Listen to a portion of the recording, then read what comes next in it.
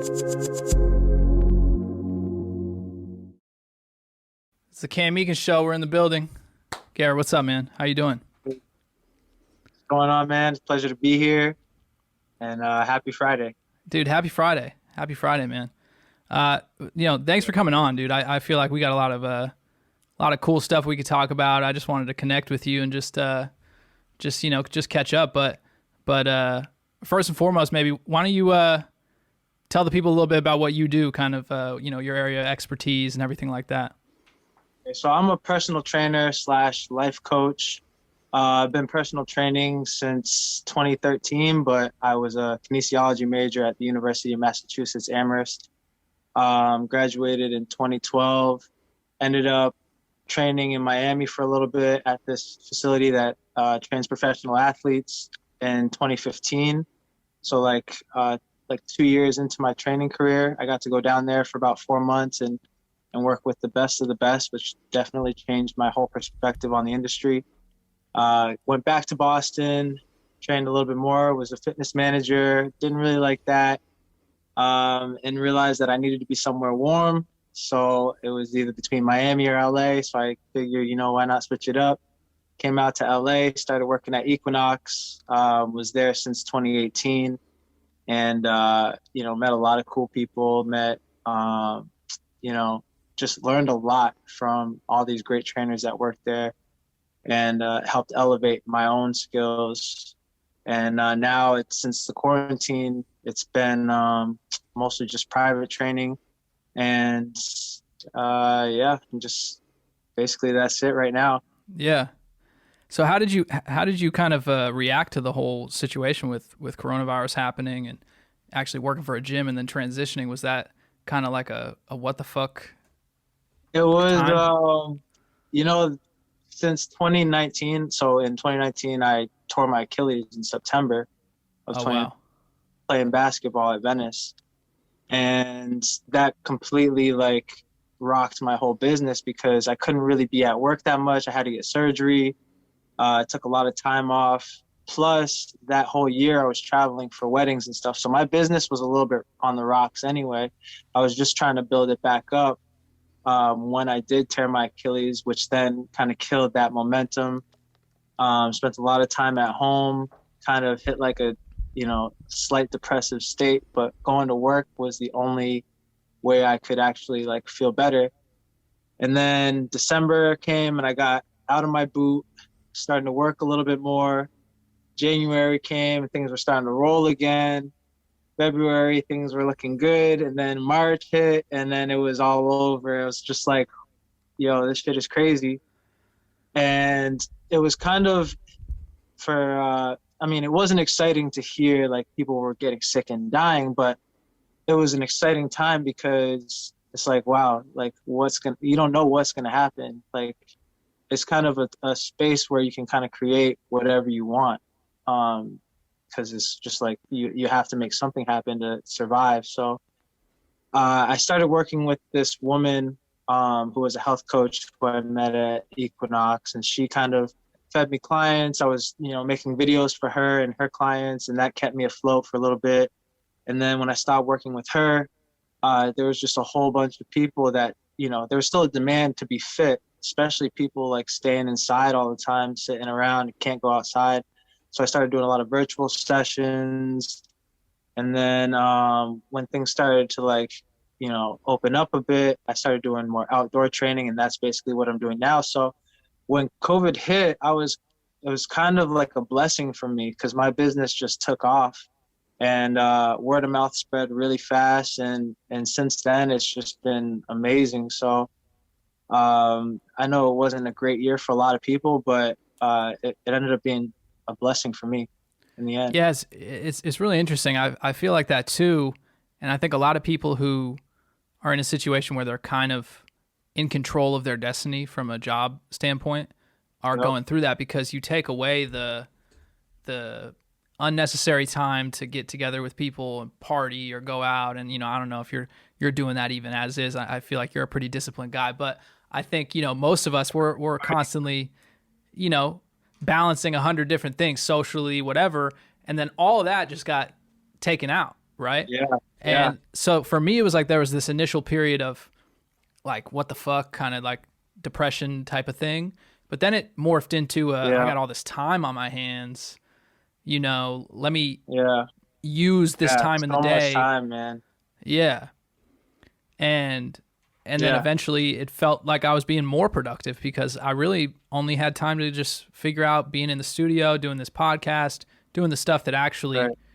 generates success for me, as opposed to the 6 Right. hours of a normal day where you're running around, getting lunch with somebody or doing some shit like that. Yeah. And I miss all of Right. that, but it is interesting just the difference between how hard it's been for some people, and it's really terrible, and kind of randomly it's also been an opportunity for certain people and different industries, and particularly industries that can adapt to digital, which I feel like health and wellness transitions very well on digital.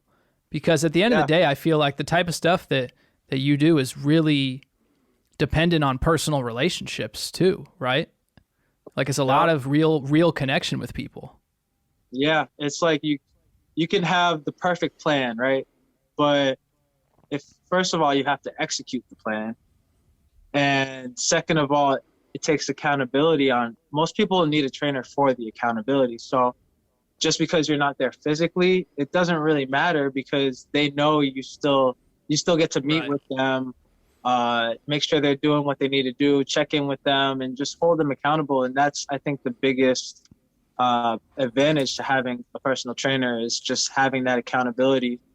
And I agree 100%. This quarantine has made people like really sit down with themselves and figure out, what am I going to do with all this time? So same thing happened to me. I was just like, for a while, like I only had a few clients. I had like, 10 hours a day for myself, which I thought was amazing because I'm like, all right, I was intentional about it. I was like, I'm going to use this time to do exactly what I've always wanted to do. I like started filming more on YouTube, started doing way more reading, did a podcast, and I feel like it definitely elevated my knowledge of fitness in general, because I got the chance to do like a lot of courses as well, like physical therapy courses. I learned so much more about anatomy and just the way we're supposed to move. So my training skills have gotten so much better because of all the time I had, and it's like really showing now, and it's showing in my clients as well in their progress. Yeah. So it's been really a blessing. So have you always been kind of a health conscious person, and I know you're an athlete, you play basketball, but was that always kind of the direction you wanted to go in your life, or did it become a passion you picked up? It's kind of crazy because as long as I can remember, like my dad was pretty fit, so I have like 6 brothers and 3 sisters, so we'd always have like push-up competitions, sit-up competitions. Yeah. And it was just always like a part of our lives, especially since we all played sports. But from the time when I was about to graduate, and I didn't know what I wanted to do other than be in shape and work with athletes. Like I didn't even know if there was a major for that. And so then I found out athletic training was a major, and I thought athletic training would just be personal training, but athletic training is a whole like different discipline based on healing the athlete. But I didn't even know that. So going into college, I'm just like, all right, I'm going to go to college to be a personal trainer. And that's what I thought. And it's something I always wanted to do. I always saw myself doing it kind of. So it's kind of a blessing to be doing my dream job and being successful in it, really. But yeah, I never really saw myself doing anything different, even though in college, I almost wanted to be a physical therapist or an athletic trainer because I thought it would be more stable. I thought you could make more money in it. But I did a lot of different like internships and things like that. And it was just so boring to me, like having to like sit there and heal someone, which I liked the healing aspect, but it was just too slow pace in the physical therapy office. And I did internships with the athletic training department at UMass Amherst. And it was just not really where I wanted to be because of the time demand that these guys had on them. It was 24/7. These athletes needed them. So I was like, man, my perfect job would be training at the highest level, like seeing how high human performance could go without having to slave 24/7 and just, also having my own time. But that being said, yes, I've always wanted to be like in the health fitness industry, but I haven't always been, super, super healthy. In college, I was partying Thursday, Friday, Saturday, sometimes Sunday, sometimes Tuesday, sometimes Wednesday. Yeah, yeah. So it was like my 4 years in college it was one big party. I actually almost failed out my first year. I was on academic probation. I was like, all right, I got to chill and like actually start to like do my work. And that was just because you were just partying, I was or just what? partying, and honestly, I did really well in all my major classes. And then in the classes like political science or like computer science, stuff I like never saw myself using, I just didn't put forth the effort. Yeah. And I just like couldn't find the motivation to do it. So I just wouldn't go to class. I wouldn't do the homework, consciously knowing like I'm screwing myself over right now. But, I learned my lesson. I had to write a letter to the dean after that first year. And I was like, all right, I can't fail out. Like, that's not something like, that's not who I am. I'm not a quitter. I'm not a failure. So I did way better my last few years. But the partying didn't even stop after college. Like from the age of 22 to 25, 26, maybe even into 27. Like me and my friends were partying every weekend. I lived with all my best friends in Boston. And it just wasn't the healthiest lifestyle. But I learned a lot from that time because I started like getting better with my health once I started seeing like I was getting like bloated in my gut. I was like not healing as fast as I should be. Like I was getting like a lot of like little aches and pains, shoulders, knees, stuff like that. And, at a certain point, you just say, okay, what am I doing in my life that's conducive to my goals? And what am I doing that's actually pulling me away from my goals? And then naturally, you start to weed things out, it just doesn't, it's not sustainable living that kind of lifestyle. So, Yeah. yeah. Yeah, I felt that progression too. I mean, I feel like I'm about to turn 28 in a couple weeks here. I feel like when you start approaching those later 20s, it feels different Mm-hmm. in terms of being able to withstand going out all night and drinking or eating bad. Like the biggest thing for me has been the shift in what I'm eating and how eating certain things really does make a big difference in how you feel on a day to day. And I didn't used to be like that, Mm-hmm. and I've started paying a lot more attention to what I'm eating. I've always been back and forth with exercise and stuff like that. I'll have moments where I'm more into it than not. Right now I'm in a good place with it. I've been working out a lot with my boy who I know from back east as well, who's also a trainer, and he and I have been doing virtual sessions. And so I've been in a good place from an exercise standpoint, but as you get older and you start to feel things more, you realize that it's this holistic approach that really makes the difference. It's not just the exercise, it's the nutrition, maybe even more so. Exercise might only be, 10, 20% of it. Small part of it, man. I tell my clients that all the time. Like, and it's like, yes, it's a small part of it, but it's actually a huge part of it too, because when you start exercising, you start doing other things in your life that are conducive to your exercise goals. So it's like, that's the biggest thing about exercise is that it just builds better habits. Exactly. And it builds discipline too. Like when you're in your set and you're like, damn, I have 5 left. It hurts, but I'm going to keep going. So you're training your mind to do something that your body doesn't want to do. And that builds like a callus. It builds that discipline, and it shows everywhere else in your life when you do it consistently.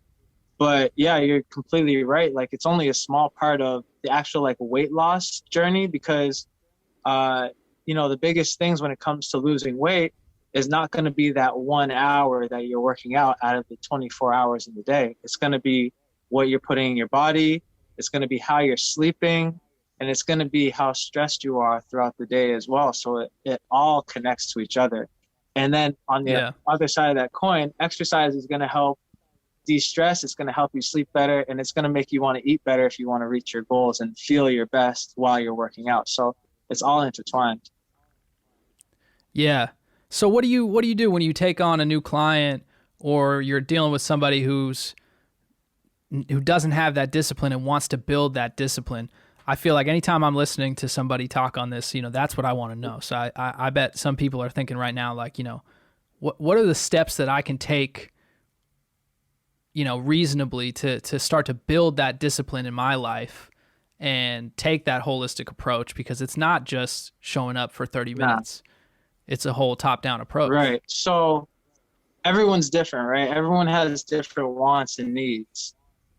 But I think the key is to find something that you want to do and make it easy enough for you to start doing it. So like if you set a huge goal, like a lot of people set New Year's resolutions and these big lofty goals, and you're not even sure how you're going to get there, but that's the goal you want.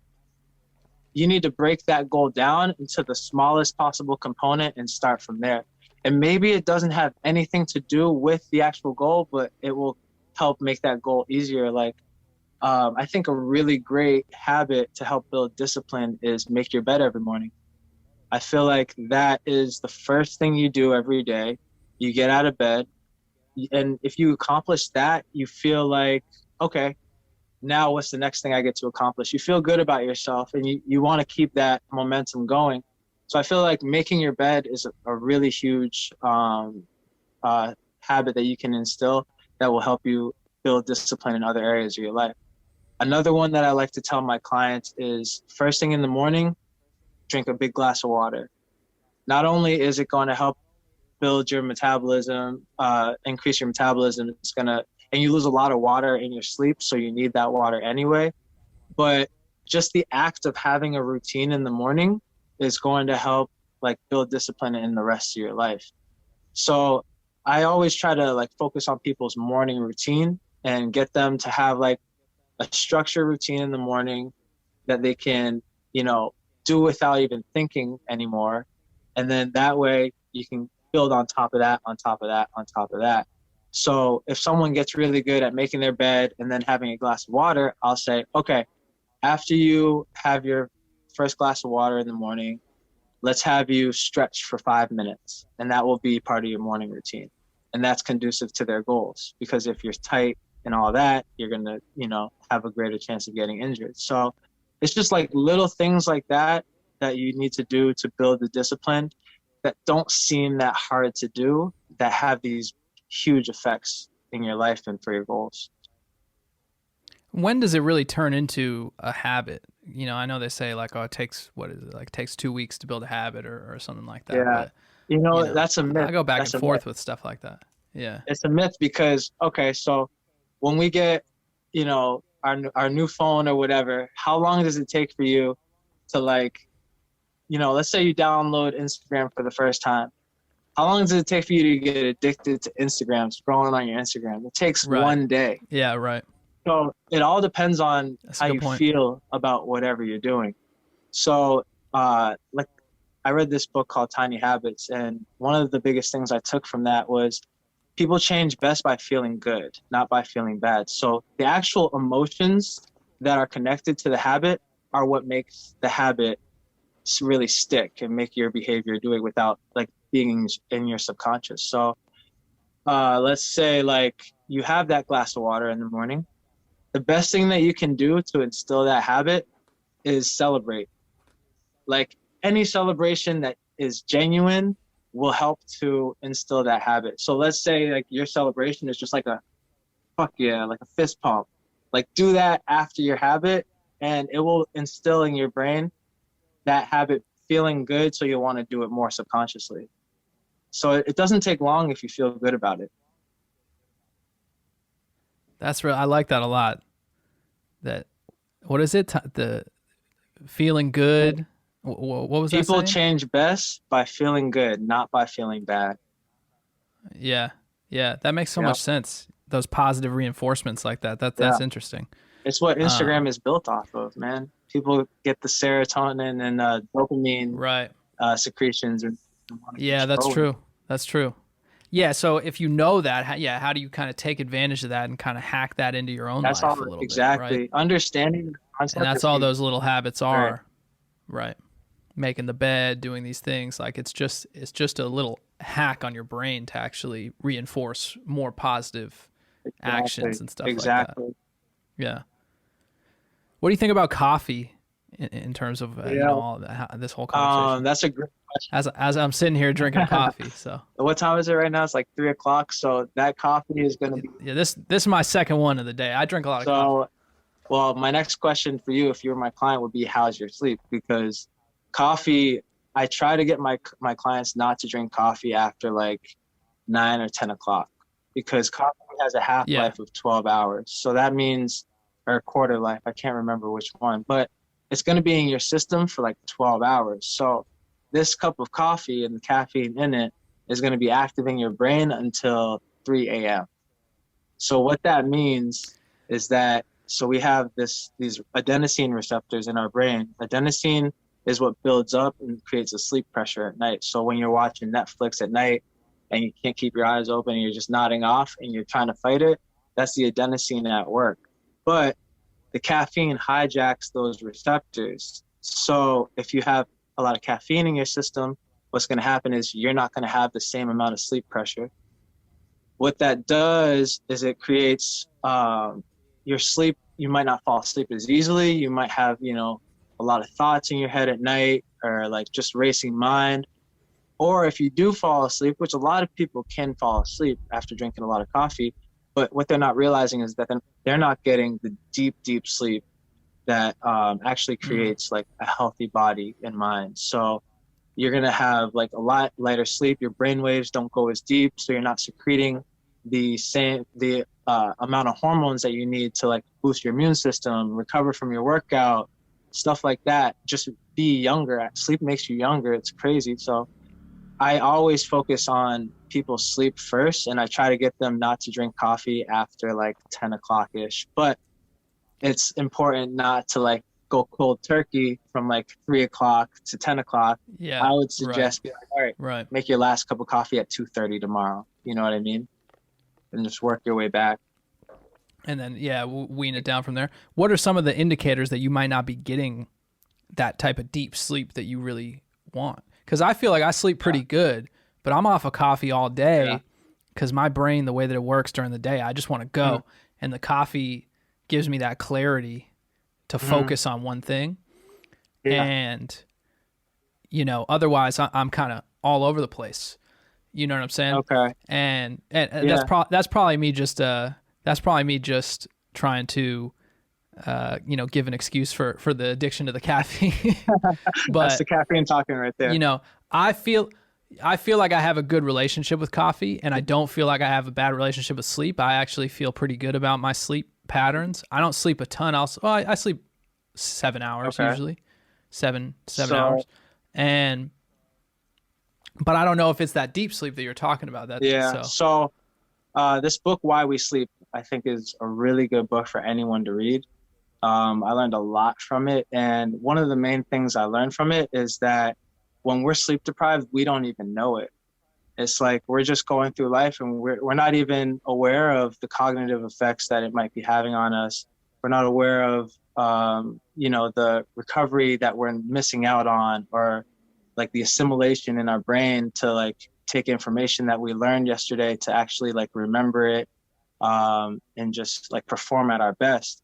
So some indicators might be, I don't know, it could be like you get sick. It could be you just have lack of focus. It could be you don't recover from your workouts as fast, inflammation, weight gain. Could be a lot of different things, honestly. But like I said, most people don't know when they're sleep deprived. And most people that get like 6 or 7 hours, and 7 hours isn't bad, but when you say 7 hours, I'm assuming that you're saying you're in bed for 7 hours, which is not actually the same as sleeping for 7 hours. Yeah. So one of the things that I like to tell people is, get like a Whoop or something, get like Apple Watch, something to help track your sleep so you can actually see what your sleep is like. So when I got this is the Whoop. It tracks my sleep. It tracks my strain for the day, so my physical activity, and it tracks how recovered I am based on my heart rate variability. So if your heart rate variability goes low, that means your body hasn't actually recovered based on your central nervous system. And so I didn't know any of this data before I got the Whoop. And I was like, yeah, I'm a great sleeper. And then once I got the Whoop, I'm like, okay, I was in bed for 8 hours, but I only slept for 6 hours because it's like some of the time you're awake. So you wake up at periods of the night.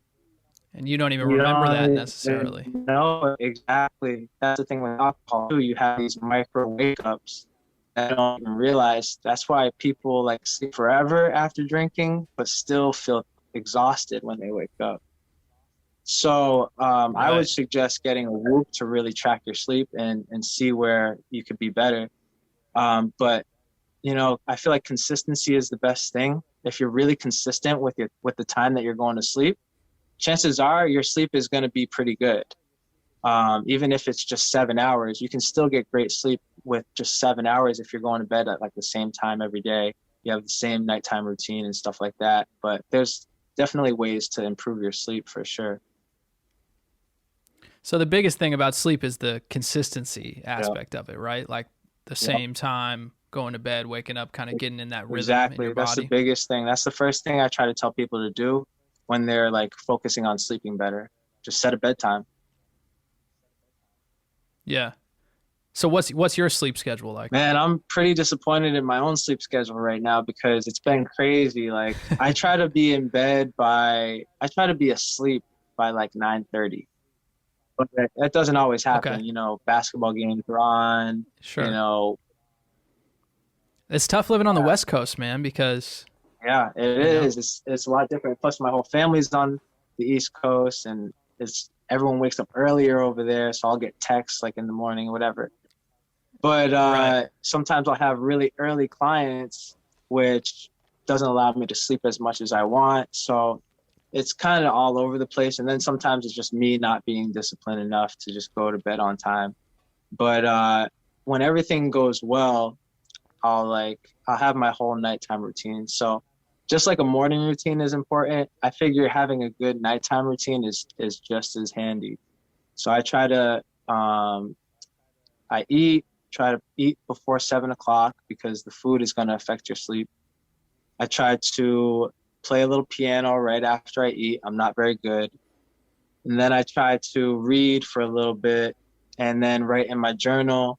And then I'm in bed, sleeping after that. Say what I'm grateful for, and then I'm asleep. That happens recently. It's been happening like once or twice a week. Things are kind of crazy right now, but like when things are going good, I can feel it. You know what I mean? When you get good sleep versus that, fragmented sleep. Yeah, that's an important thing that I think needs to be said. We all aspire to do these type of things every single day and have it be this daily discipline. But if you don't necessarily get to it that day, it's more important to understand that it's okay and to go and try and do it the next day than it is to harp on the fact that you didn't do it and feel bad about it, right? Don't beat yourself up. Yeah. It's important not to beat yourself up. Yeah. Things aren't going to always be perfect. It's progress over perfection. Now, do dreams play a part into the quality of sleep that you're getting at all, or is that just a byproduct? Yeah. Yo, my dreams are crazy sometimes, and a lot of times it depends on what I eat. But like I have the most vivid dreams that I'll wake up in like a cold sweat, like, oh shit, my best friend just died, and I was like, oh wait, it was a dream. But those are the worst when it really feels real. Yeah. Yeah, man, that stuff messes with your sleep. But I feel like sometimes my dreams are like crazier than most people's because I'll tell my like friends and family and they'll be like, yo, what are you talking? Like, this is crazy. Yeah. I never have dreams like this. So maybe it's just me. I don't have a lot of dreams, but I've smoked a lot of weed in my life. And I think that there's some correlation there between smoking weed and not having as many dreams. And then when you stop smoking weed, the dreams will come back. Maybe that's what happened to me. Yeah. Because yeah, you're right. Whenever I smoke, I don't dream that much. And then when I don't smoke, my dreams are crazy. So that probably is part of it. You know, something interesting about like smoking weed, the Whoop like will ask you like, so you have like a journal in the Whoop, and Yeah. they'll ask you things like, okay, what time did you put your blue light blocking glasses on? Did you smoke marijuana? Like how much? And every time, like I've said, I've smoked marijuana, it says, okay, your slow wave sleep, which is your deep sleep, was like 10% better when you smoked. So my recovery always gets better when I smoke. Wait, so this thing tracks when you smoke and the health implications of it? Yes, bro, That's it's crazy. crazy. Like so much data. It's So insane. what is this doing? This is it's called the Whoop, and it's like basically an Apple Watch on steroids, or what? Basically, so it's all focused around sleep, and it will, based on like it's the last couple minutes before you sleep, it'll like measure your heart rate variability, which is how much your heartbeat changes based on like whatever you're thinking or like your breath or whatever it is. So if your heart rate variability is really high and it's only compared to you, so you can't really compare your heart rate variability to someone else's, but it will take that number and pull up like how recovered you are based on that. So if your heart rate changes a lot, that's a good thing. It's really adaptable at that point. That means you're really recovered and your central nervous system is responding well. But if And that's it's through like, the whole night of sleep, or so it's just in usually those in the moments last, before? they take the data from the last few minutes of your, or last like, I don't know, 5, 10 minutes of sleep or something like Got that. it. Got it. Yeah. So that's how they figure that out. But it's, I mean, I feel like it's been such a great gift from my, one of my exes got it for me. It's been one of my favorite things just to look at like, okay, my recovery is super low today. That means my workout should be, you know, a little bit more chill so I can recover better for tomorrow. So I can gauge my own workouts based on my recovery and my sleep. Yeah, I had the Apple Watch for a couple weeks. I bought one. So my dad passed away in September. Oh, wow. Um, Sorry to hear that, and man. yeah, no, thank you. He was a great guy, and one of the reasons I started doing this podcast, he really inspired me to kind of just take that leap. But uh, he passed away of heart disease, and Wow. so it really kind of triggered this kind of just excitement for me to care about health and fitness even more than I already was, and particularly nutrition and all that stuff. So one of the things I did after I came back from being in Boston, when that whole thing happened, was get an Apple Watch to just kind of start tracking some health and fitness stuff and just kind of incentivize myself to just get up and run around. They do the whole thing, like, get up every Right. hour or whatever. So I had that for like Right. It's 3 weeks. accountability. And then I went to go get a coffee one day, and the watch was in my pocket. I didn't have it on my wrist, and I think it fell out of my pocket as I was getting out of my car. So then I go back home, and I'm like, "Where's my watch?" So then I pull up, like, find my iPhone app, and I Mhm. see that the watch is just like right where the coffee shop is. I'm like, "Oh shit, they must have like fallen out of the car." So I drive back, go to my parking spot. The watch is just on the ground, just completely shattered. Oh, man. And I'm just like, fuck. So I had the watch for 3 weeks, and then Wow. it was $300 to replace the screen. And I was like, I could just buy a new one with this, but I just never got around to getting another one. Yeah. But it was an interesting experience having the watch. I loved the health and fitness aspect of it and the sleep aspect and that, but I didn't love that it really actually made me even more locked into the notifications and my phone Yeah. and all that shit. And it was starting to play like this trick on my brain where, another text bzz, Hmm. bzz, on Yep. the wrist, How fast do you get and addicted? it's crazy. It's crazy. Crazy. And, like you get so just classically conditioned so Yeah. quick with that Yep. shit. Yep. You But know, this I thing was sounds just interesting because talking. it's, Yeah, yeah, go continue. ahead.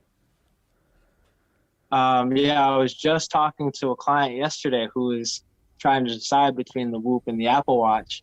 And she said exactly that, like having your life on your wrist is just going to like create even more of that maybe anxiety or stress or whatever it may be for that Yeah. person. But it's just like you're attached to it at all times now. There's no getting away from it. So that's why if you're someone who doesn't want to be attached to their notifications all day, and I feel like it can help you be a little bit more present if you're not attached to the notifications all day, which being present helps decrease your stress levels, which in turn helps you lose weight because your cortisol levels aren't going to be too high.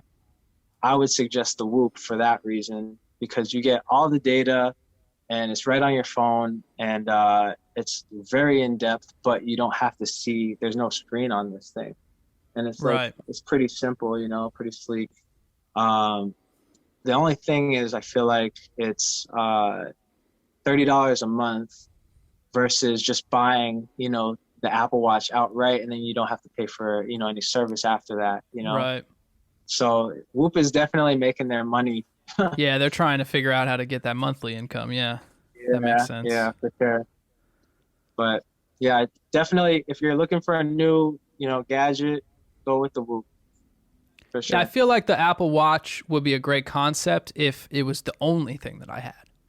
If Right. I didn't, if I didn't have the phone and I just had the Apple Watch, you know, now that kind of makes sense to me because Mm, you're getting rid of this thing in your pocket. right. But to have both, it's like, it's Yeah. kind of crazy. You got the watch and the iPad on the couch and your Uh-huh. Apple phone in your pocket and the Right. laptop. It's like, fuck, man. Bro, it just takes us, like I said, it takes us out of the present moment when we have all Yeah. this other stuff that we're always, you know, feeding our brain. It never gives our brain a chance to just chill. I feel like that's one of the biggest reasons people like gain weight and like have anxiety, depression is linked to it. Actually, one of the things I got to do over the quarantine when quarantine first hit was there was this free course. It was a Yale course called The Science of Well-Being. And this woman started making the course because she was seeing all the numbers of suicides and, you know, depression go up from college kids.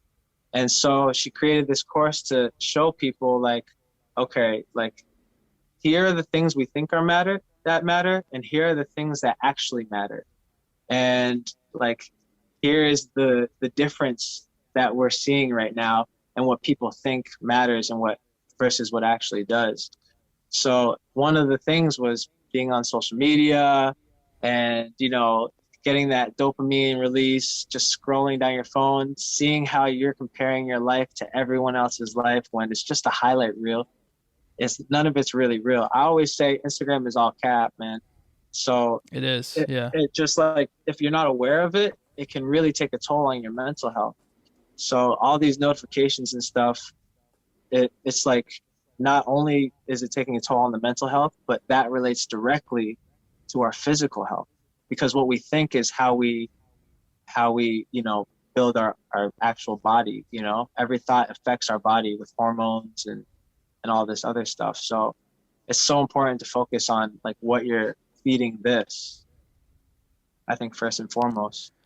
So what are some steps there? I mean, obviously there's, probably the idea of just trying to be more mindful and maybe getting into meditation and stuff like that. But what are tangible steps that we can take to detach ourselves from the instant gratification of social media? Because, it's like having a food addiction or having, if you are an alcoholic, Mhm. you can stop drinking alcohol and, that helps the situation. But if you're a food addict, you can't stop eating food. You just have to learn how to have a positive relationship with food. Right. And I don't think a lot of people are willing to completely give up social media, Nah. but they need to learn how to have a positive relationship with it and Right. have boundaries, Right. Right. you know? So I feel like if that was an easy question to answer, like this would be Yeah, not you'd an be issue. rich. It wouldn't be an issue. Yeah, I'd be rich right now. But you know, from personal experience, I've definitely gotten sucked into like scrolling for hours, like looking at my time on Instagram, like 3 hours. Like I just think to myself, what could I do with 3 hours? Like if I wanted to be productive, like how much more could I get done? And that's something like I wanted to focus on during quarantine. But recently I was noticing that I was still on there like way too much. So I recently just put timers on all my apps to make sure I wasn't on there as much. And I feel like that helped. And it's just an easy, you don't really have to think about it. Once the phone says you're done, you're done. You know what I mean? So I feel like that's one way to do it, but it's tough, man. It's really So that tough. gives you a set time, and you can't go on it more than whatever it is, 15 minutes Right. or you know. So I originally said it, and a lot of my business and a lot of my communication is through Instagram, my DMs and stuff. So I kind of Yeah. have to be on there. But Right. one thing I've done in the past as well is I've muted a lot of the things that weren't helping me. So I muted things that weren't related to fitness or mindfulness or like physical therapists, stuff like that. I just muted all those posts. So all I was seeing was things that were actually helping my goal. Did that for a while back in 2017, and it helped so much. I learned a lot in that time, actually. And then recently, since I do have to be on my phone, I'll like set the timer for 30 minutes. And then if time runs out, I'll just add 1 minute or I'll add 5 minutes. You know what I mean? So Gotcha. Yeah. it doesn't allow me it reminds me, yo, you got to get off of here, man. Right. Right.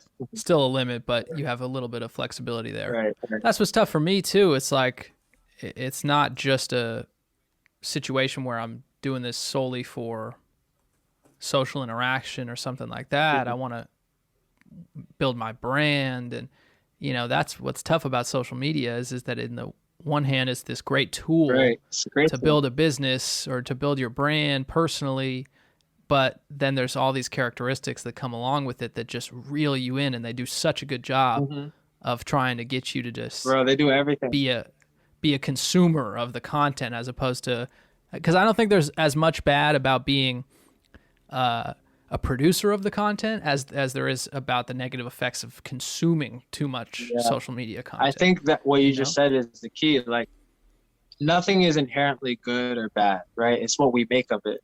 So, right. like, let's say you're just scrolling and scrolling and scrolling, you don't have any real intention with it. I think that's the key, is being intentional with the way you use it, so you can then use it to your advantage. It's the same thing with money, right? Like, if you're not intentional with the way you're handling your money is not going to stick around very long. Yeah, that's a good analogy. So I think it's the same with everything in life, is just being intentional, and that all starts with awareness. So that's why I think meditation is a great tool for building self-awareness and focus and discipline. What do you think about these like meditation apps? It's kind of funny to me because it's almost counterintuitive to have an app. Yeah, it's kind of funny, right? Right. I think with anything, like, you don't want to become too obsessed with anything, because if you're obsessed with anything, you're like not actually being like present or like, in the moment. So I don't think it's good to be too obsessed with anything, but like we just said, it's just another tool. I don't usually use many of the apps for meditation. I did when I first started, because like I had no idea how to meditate, and it was like a very foreign thing to me. So I used the Calm app, and it led me through like a couple minutes, like 2-3 minutes, and then I increased to 5 and then 10. And over time, you just start to understand what it means to like meditate, which I think a lot of people have, mixed ideas about.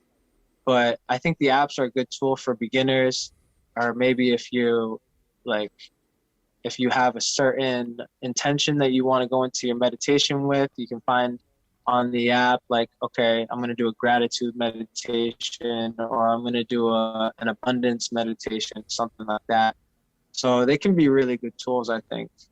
But I don't use them that often. I usually just try to find one on YouTube, or I'll just meditate in silence with no sound at all. And that's usually like the way I like to do it. Do you experiment at all with different types of meditation, or is it always kind of the same way for you? Or I've definitely done a lot of different types of meditation, like meditation where it's like guided and there's, someone talking the whole time, talking you through it about whatever it might be. And I've done I've done like the energy center meditations where you're focusing on each energy center. I've done rewiring your subconscious meditations. But at the end of the day, it's all the same thing. I think the main thing about any meditation is just coming out of the meditation with a different state of being, like different than when you got in there. So finding that present moment, that now, relaxing your body, just relaxing into it, and just watching your thoughts as they go by, and not like judging them, not like going with them, getting too attached and having that thought process just go crazy, and just bringing yourself back to that present moment over and over again. That is actually the skill, because you then take that skill to your daily life. And if you're not taking the skill and that energy to your daily life, then it's like, I'm not going to say pointless to meditate, because you get a lot of benefits just from slowing your brain waves down in that short amount of time. But I think the key is to take it into your daily life. So like when you have a situation at work or a situation with a friend or coworker and they make you upset about something, you can then react more appropriately in those situations that will be more conducive to your own happiness and well-being. Right. So obviously nutrition plays a huge role in this, but talk to me a little bit about your opinions on nutrition. Are you vegan? Yeah. So I've been vegan since like 2017. And wow. Yeah, when I first started about like hearing about veganism back in like 2015, I was like, I could never do that. And I think most people say that to me when they ask me if I'm vegan. They're like, I could never do that. But like, I feel like, the things we think we can never do, we just sit on for a little bit and then we're like, oh, okay, maybe I could. And then it becomes your reality eventually. But so why did you find the vegan path? Like, so my best friend, how did that come about? My best friend from college, he's vegan and he watched Forks Over Knives. And he texted me right after he watched it. He's like, bro, you got to watch this. And I was like, all right, fine. Like, this is my best friend. I trust him with everything. So I was hungover one day in my bed, just threw it on Netflix. And I was like, this is kind of crazy. But like, why haven't I heard about this before? How much can I actually trust this? So at that point, I stopped drinking milk with my cereal. And my diet was terrible at this time, man. I would eat cereal for breakfast, chicken patties for every other meal with like barbecue sauce, and that was it. Sometimes have some like rice and some broccoli, maybe. It was terrible. So that I think sparked my awareness of what I was putting in my body a little bit back in 2015, but nothing changed that much besides the milk. And I was still eating like, everything. Burgers and pizza were my favorite things, and chicken wings. So back in 2017, I watched What the Hell, and that was like very eye-opening because it was trying to. Yeah, that was a good one. Did you see that one? Yeah, that one made me go vegan for like 2 months. Crazy, right? So I saw it one time, and I didn't even go vegan. I was just like, "Whoa, this shit's crazy." And then I was like, "I gotta show this to my family." So I showed it to my family, and I saw it for a second time. I was like, "Shit, maybe I should change the way I'm doing things." And I still didn't change after that. And then I had to show it to my friends when I got back to Boston. It was like all in 1 week. And I had just gone grocery shopping right when we were watching it. And I'm sitting there like, I'm a personal trainer. Like, if I don't at least try to like be healthier and at least try to experience what it's like not to eat meat, then I'm actually doing myself and my clients a disservice. So I was like, I either gave away or threw everything out that I just bought like 20 minutes before I watched that movie. Because you had just in a non-vegan shop right before and just bought a bunch of crazy shit. It was I had packs of chicken. I had like turkey sausage, eggs, all that. And I just was like, man, I got to give this up right now. Like, I have to at least try. And it took me 3 times of What the Hell to actually do it. And then, so I didn't put a label on it or anything like that, which I think is most people's biggest mistake when they're like experimenting with it.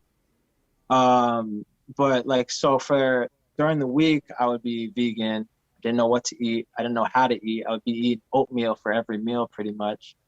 And I lost a ton of weight. But then on the weekends, we'd be partying, pizza, chicken wings, burgers. Like I didn't really think about it and I didn't want to put a label on it. It's because I knew just doing a little bit less meat would be better, you know? It's like what's better, Yeah. what's worse. And then after like a month or two of doing that, it just became easy to be vegan. Plus, I started learning a lot more. And then I just gave up all animal products completely. And a couple resources that helped me like solidify my veganism was this book called How Not to Die by Dr. Michael Greger. That book like really shook me because it said like the top 15 ways people die are preventable with lifestyle changes. And it gave me so much like information, and it was all like based on studies done. It wasn't just like someone's opinion, it was all factual information. So I was like, damn, like I got to tell everybody. Like when you first go vegan, you feel like you got to tell everyone, but Right. not Right. everyone's ready to hear it. So Yeah. They don't want to listen to right. that. Yeah. So it was like I started to learn like, okay, just do me, trust the science, see how I feel. And then my main worry was that I wasn't going to be able to put on muscle mass because I lost a ton of weight right when I first did it, but that's because I wasn't eating. And then, but I got really lean. So I was like, okay, this is good. I'm super lean. Maybe I can just like start eating more, put on some mass. And that's exactly what happened. And yeah, it's history from there. That's what was hard for me. I watched What the Health, and me and my girlfriend did the vegan thing for 2 months, and I've talked about this before on the Mm, podcast. It's just hard because I feel like if I had all my time to commit towards a vegan lifestyle, I could do it and get enough of what I need. Because the way that my body works, I'll lose weight mm, super quick. Because I don't even really, my body doesn't need to eat a right, lot. Like I don't feel like I'm always trying right, to eat. And so it's hard for me to just get enough calories that I'm supposed to be eating on a daily basis as right, is. So then when I did the vegan thing, I felt like I just didn't have the time to make the right meals and do all that. And again, I don't think that that's really true. I probably could spend time figuring out what those meals are that could help right, move the needle. But that was my experience, was is that it was such a time consuming thing, and I didn't know the right stuff to eat to get up to that right, calorie level, right. you know, where I'm not going to lose weight rapidly because I can't afford to lose weight. I'm already skinny Bro, as I was is, right there, bro. you know. I lost like 15 pounds. And so it's hard to find that Yeah, balance. Yeah. it is tough because So what type of stuff are you eating? so if you're like us, you lose weight fast. It's scary, you know, you start to lose weight. But luckily I had a girlfriend at the time who would, you know, help me out with meals and stuff like that. Um, I couldn't cook rice for the life of me. And she would like help me with the rice. I still can't cook rice. That's why I got a rice cooker. So you find things that make it easier for you, but it can be difficult at first. That's why I think people should, you know, start small, kind of like what we were talking about with just building discipline or building good habits. Just start really small. The first thing I would suggest is just add in more vegetables to what you're already doing, you know, and then eventually those vegetables take the place of some of the other stuff that you're eating, and you just slowly ease your way into it. I feel like that's the best way to go because the all or nothing approach hardly ever works. So what I Right. normally eat is like rice and beans with sweet potatoes. I chop up some sweet potatoes, put them in the oven, bake them. Mushrooms, saute mushrooms and spinach in water. I don't use oil to cook anymore. And then I just mix it all together with some coconut curry sauce. And I've been eating that for the last 2, 3 years, and I'll never get sick of it. And then I'll switch it up sometimes, you know, like I'll do the mock meats. I'll do like fake chicken patties and meatless like burgers and stuff like that because I still love the way that stuff tastes. And people always say, well, what about soy? What about, you know, is that actually healthy? No, it's probably not that healthy. But compared to eating a real Right. burger, yeah, it's healthier. So you got to compare it. Like, am I healthier than before? And that's how you got to look at it. Plus, I'm a personal trainer, so I'm on my feet all day working out, you know, 5, 6 days a week. I can get away with eating some stuff that are quote unquote not healthy. But yeah, it's all about like the balance and the comparison of what you're doing versus what you're doing now, and just slowly moving towards progression. Yeah, I'm curious about that book. I might have to read that because I'm always interested in trying to optimize in that Yeah. standpoint from a nutrition, health, wellness overall perspective, and looking at some examples of why things have worked for certain groups of people, like the Mediterranean example of the way that the people live in Greece and Italy and in these areas where people are living to 110 years old, like Yeah. consistently. And it is really the plant-based diet, but they're eating some meat, they're eating a lot of fish, Yeah. right? And maybe some meat, but it's not as much to me, like as you do some of that kind of reading on that type of stuff. It's not as much, about whether or not they're eating meat as it is about they're eating so many vegetables and they're just not eating Exactly. a lot. I was just gonna say that. And they're eating whole foods. Like they're eating whole foods. They're not eating processed foods. Like the American diet Bro. is the problem. And eating meat is probably not a good thing either.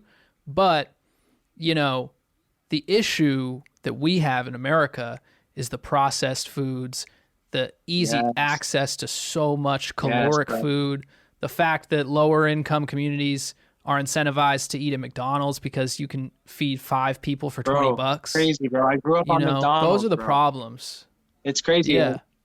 It's horrible. I feel like one of the things that motivated me to be vegan and stick with it was the fact that I am a black man and I see my dad came from the South. He came from Jackson, Mississippi. Half of his family, he was probably the only one that's actually healthy.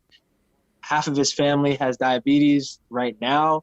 A lot of them growing up were overweight, losing teeth. Like his mom died from kidney failure from diabetes. So like that happened when I was 7 years old, and that sticks with you when you're that young. So like my dad would always preach, that poisoning your body, da da da.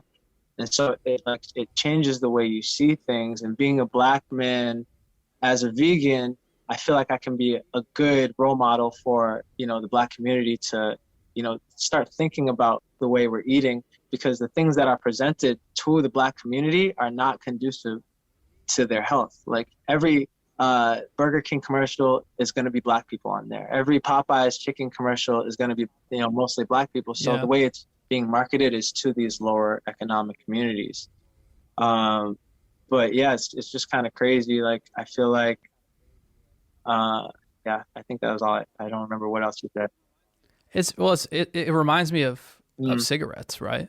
It's really similar, and you're right. It disproportionately affects the black community, and it's just staggering when you kind of do some of that research to see the health problems that are affecting the black community based, that a lot of it is stemming from, just the nutrition aspect. And it's not genetic, right? It's not genetic. It's environmental. Right. No.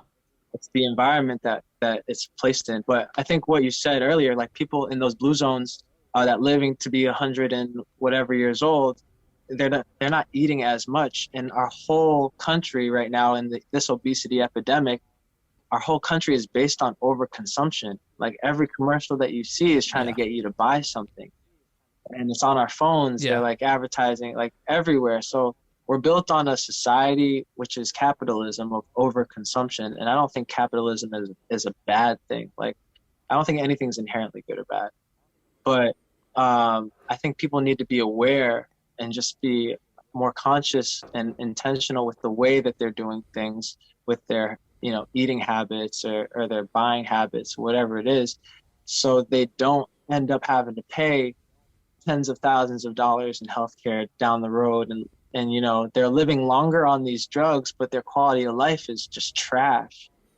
So it's just like we can save ourselves so much pain and heartache by just making easier decisions right now. And one of the biggest things I tell my clients is, we don't need to eat 6 times a day like we always thought. Like I used to be that person too. Like, oh, I need 6 meals a day to stay lean. No, I don't know where that came from, because as I did more and more research, when you take bigger spaces between meals, like 5, 6 hours, what happens is your glucagon starts kicking in. So you have insulin and glucagon. And when people get diabetes, it's, insulin resistance, type 2 diabetes. So insulin is everything. And it usually has to do with your fiber intake and a lot of the foods that you're putting in. But after 2 hours, your insulin stops working and your glucagon kicks in to start pulling energy from your stored fat. And that's how you start to get leaner and leaner. So if you're never giving your body that chance to like fast a little bit, then it's going to be a lot harder for you to actually see, your weight go down if you're not working out, 6 days a week. And I always like to tell people, you don't have to work out crazy to lose weight. It's your eating habits. It's the timing. It's, the content of what you're putting in your body more so than anything. Yeah, I feel that process happening in real time. When you eat and then go a long period without eating and then eat again, it does feel like that's what's supposed to be happening in your body, because you're doing this thing where you're kind of processing all of this stuff, and then you can almost feel in your body things are going up, blood sugar spiking, all these different things are happening in your body in all these various systems, and then it all kind of levels out, and then you can even get to a point where it almost like gets lower and you feel like maybe I'm hungry and I need to eat more. But if you push past that point, then you come back up and really do level out and can kind of sustain yourself and your energy. And that's probably how we're supposed to kind of be interacting with food as humans, because obviously in the wild, food isn't just readily available like it is in American society. But yeah, I mean, the thing about capitalism, is there shouldn't be a lot of regulation on selling t-shirts, because it's not a life or death thing. Like, if you can buy a Gucci shirt and you can afford it, Gucci should be able to sell it for however much they want. And, it should be relatively kind of free market capitalism. But when there's things that are actually related to our health and well-being as a society, or our safety, right? Like, the military is not a private entity, right? And so why is food not regulated, much more heavily? Why is it that we can't figure out how to actually create a more central organization that helps distribute produce into lower income communities at a higher level and stop creating these, It's about the money. 100%. It's all about the money. Bro, we're being treated for our lifestyle decisions with drugs that then pays the big pharma. And people don't realize that, they don't have to be on all these medications if they just were to stop eating what they're eating. Right. And they could save so much money on their medications or whatever just by switching their diet, and they're going to live a better quality of life for years to come and save tens of thousands of dollars. Here's the thing. People pay 90% of the money that people spend on healthcare is in the last 10 years of their life. Wow. It's crazy, bro. It's crazy. Yeah. So it's just based on like the decisions we're making, and most of them are unconscious. Well, you go back to those blue zones, I guarantee that that's not the same thing there, right? The people are living a great quality of life well into their 80s, 90s, hundreds sometimes. Running around. Yeah. Like, you don't see people like, I see, I'm outside a lot training, and I see a lot of people walking around, and a lot of older people like just shuffling along, hardly able to walk with their walkers and stuff, like backs all like bent in, and like it's just like, damn, that's not what I want to be. And it doesn't have to be like that. But I think people just don't realize it doesn't have to be like that because we see it so much. It's the norm now. So I feel like people just need that awareness, and I think it's coming. I think more people are becoming more aware of it because this is the age of information. We have everything in our hand right now. Totally.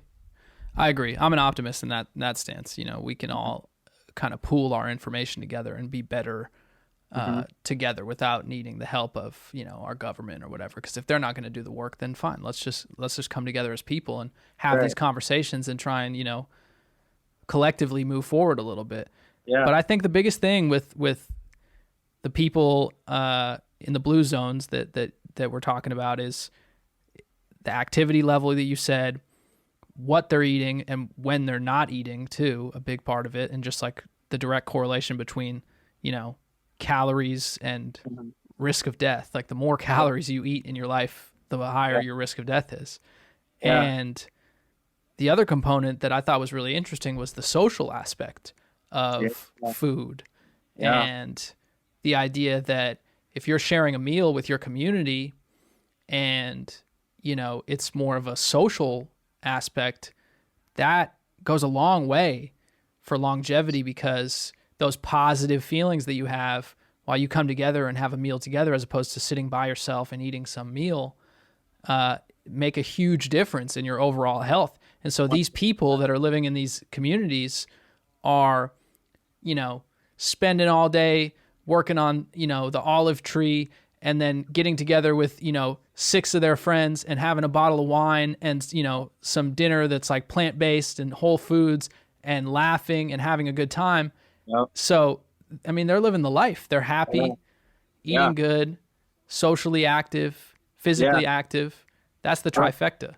I feel like, I feel like the emotional aspect of food is really taken for granted, because like when you are happy and you feel good about what you're eating, it does things to your brain and body that actually make you live longer, bro. It's really crazy. The hormones that are secreted when we just feel good is what makes those people live such a long time in those blue zones. And an interesting thing about I learned from this book called Lifespan, and it talks about the blue zones. It talks about basically ways that eventually we're going to be living till like 120, 150 years old. Because even since like, 300 years ago, maybe even earlier than that, life expectancy was like 40 years old. And Mm-hmm. now it's up to 80. It's doubled. And so who's to say it's not going to double again? Because we have better science, we have all this stuff. But so this book talks about, the blue zones and how they don't eat that much, and how fasting affects our basically our survival system, and it makes us live longer through these different components like mTOR and stuff like that. I can't remember all the specifics, but it talks specifically about the community aspect of how these people eat and how they feel good, just like you said.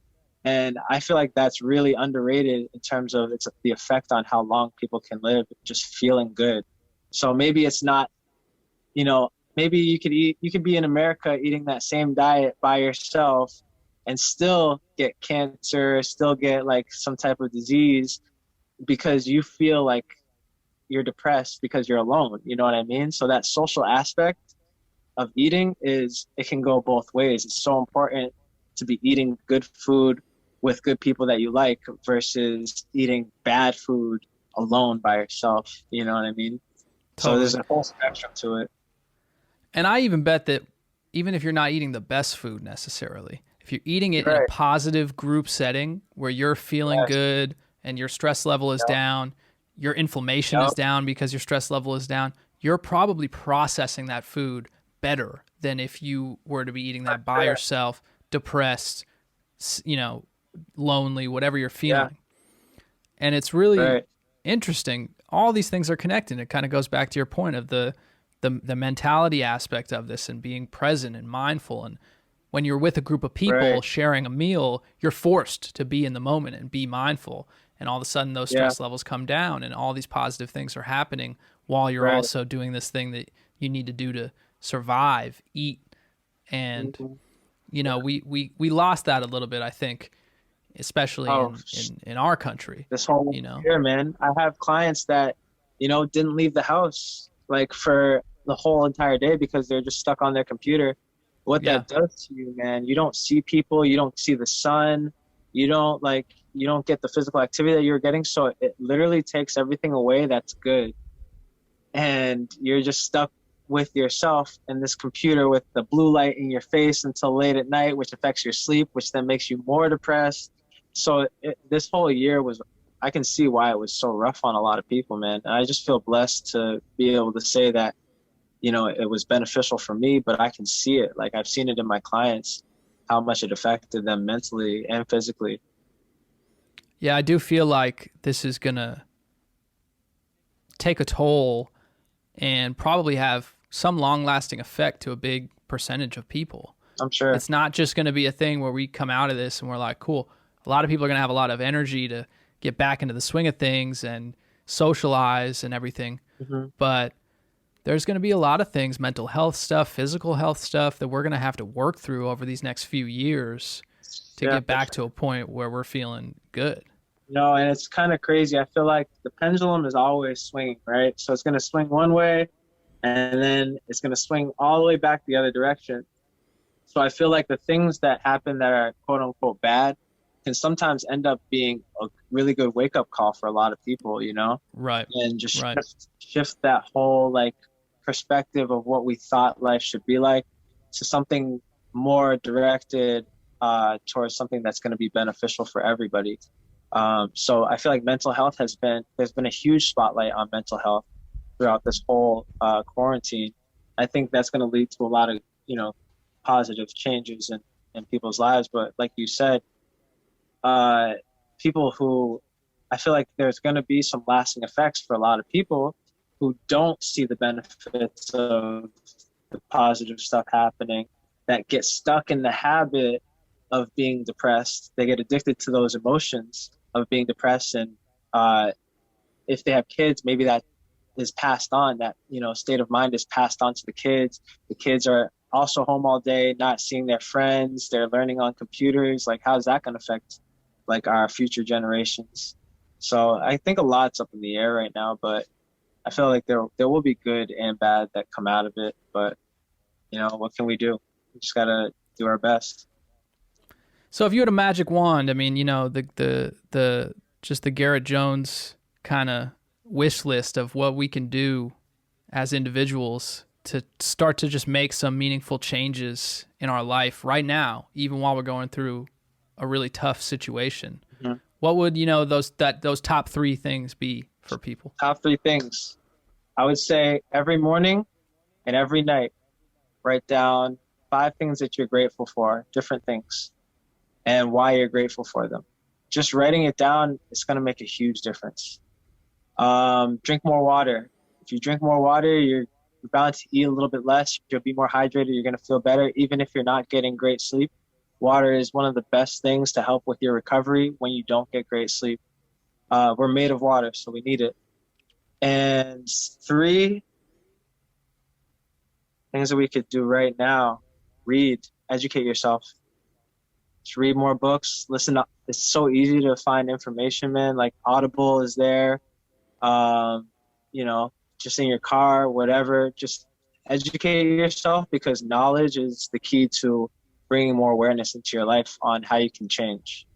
So write down what you're grateful for, even if it's just in the morning or just at night. I feel like that's a huge one. And get used to doing that. Drink more water and educate yourself.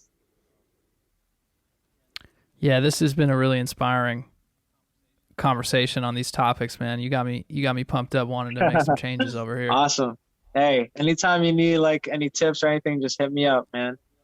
Hell yeah. Well, why don't you tell people where they can connect with you? Anything else you got going on? You know, let the people know.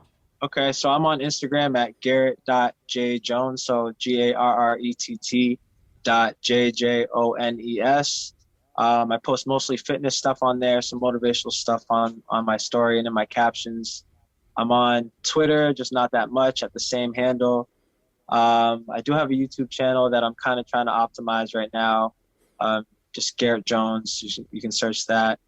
And that's about it. That's it. There we go, man. Big things coming. 2021 is going to be a good year, man. We're already off to a good start. Conversations like this get me pumped up. Bro, I'm pumped. I'm definitely gonna have you come back. Eventually, I'm gonna start doing these in person too. So we'll definitely, we'll definitely get one in person, and just keep the positive energy flowing for the people, man, and for myself. So Hey, I appreciate you coming on, dude. thank you for having me, man. I really appreciate this time that you took to, just have this conversation. Absolutely. All right, Cam Meekins Show, Garrett Jones, we out of here. Peace.